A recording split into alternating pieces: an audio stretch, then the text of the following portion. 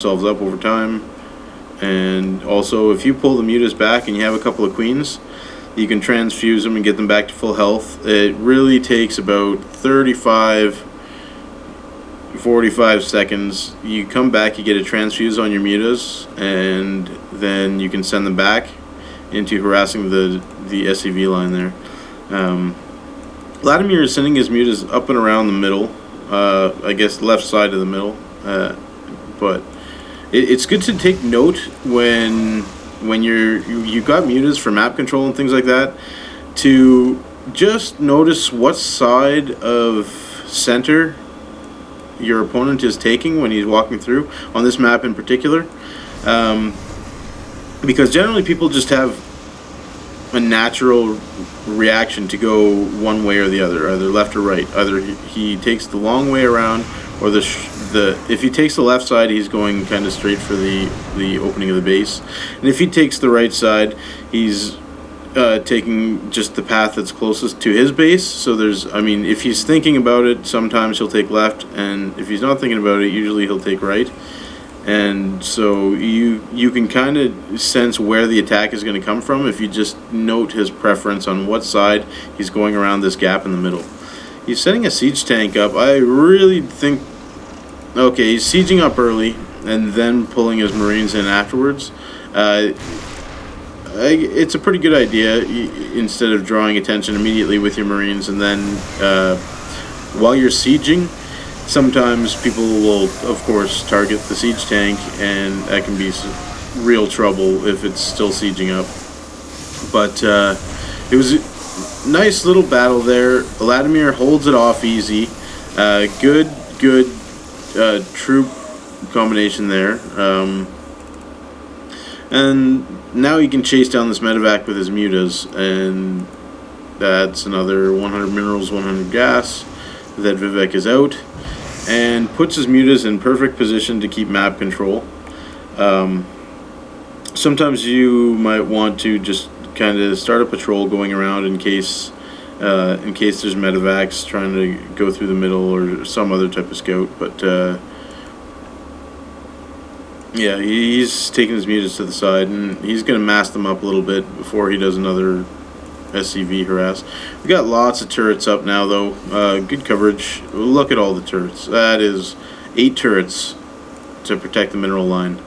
So it's going to be real tough for the mutas to get in, and generally you can expect at least 4 or 5 turrets being there when you're going muta. So these guys are going to have to keep a perimeter harass going on. Killed off an SCV, so that barrack's not going to come up that early.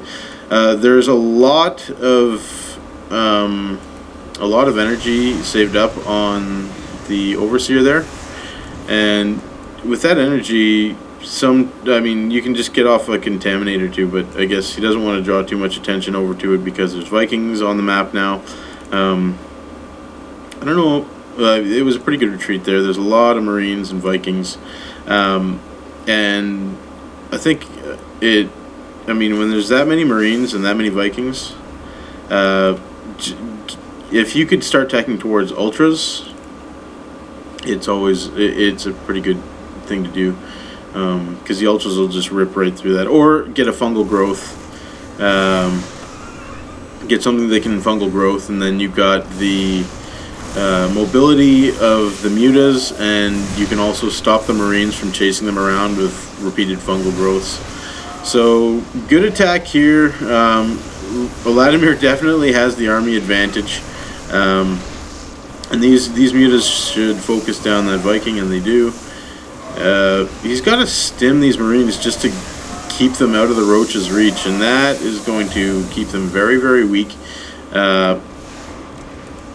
No need to run away from one Viking when you've got this many mutas, and he knows that that Viking probably just popped out of the starport because it's coming on its own, and you just killed off about 3 or 4 other Vikings. Could have taken his mutas and polished that Viking off, and he would have been in a real good position to push in, take out that expansion. There's not a whole lot in the base here. He could have won the game right there with his roaches and mutas. But he decides to move back. What's he got in his? He's got the Roach tunneling, glial reconstitution, so Roach speed coming up. Nidus network, maybe that's why he wanted to come back. He's trying to get his Nidus network up and running. Definitely scouted right here. Now, he should have just landed that Viking and started shooting at it, but that's okay. He's got his guys coming out, and out come all the roaches. Pretty good move. You know, he's being fancy with it, which is good. He can take out this. I mean, that could burn down over time. I guess he's not building out of the starport, so that's okay. Didn't have too much of a detriment. And here comes the victory. Just not enough there for ViVec to fend that off. The mutas come in late after the Marines have been taken out. Kind of sacks them to the turrets. But these roaches are definitely enough to clean up the rest of his base.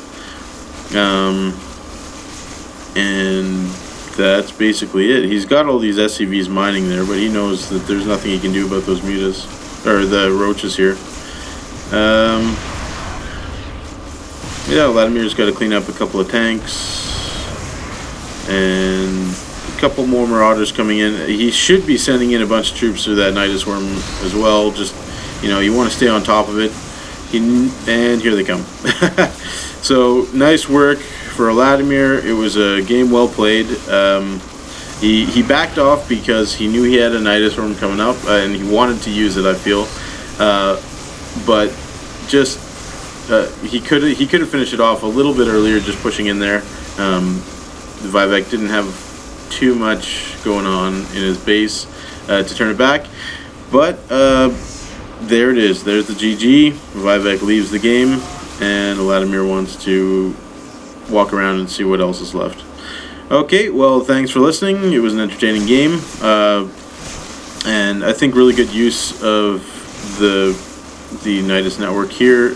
Even if there was a solid defense up here, the Nidus network probably could have been taken out had the Viking landed and the Marines focused it down. But yeah, ViVec he didn't have the troops at the end there to take care of it, and a nice win, good solid win for Eladimir. Okay, thanks for listening. I'm out.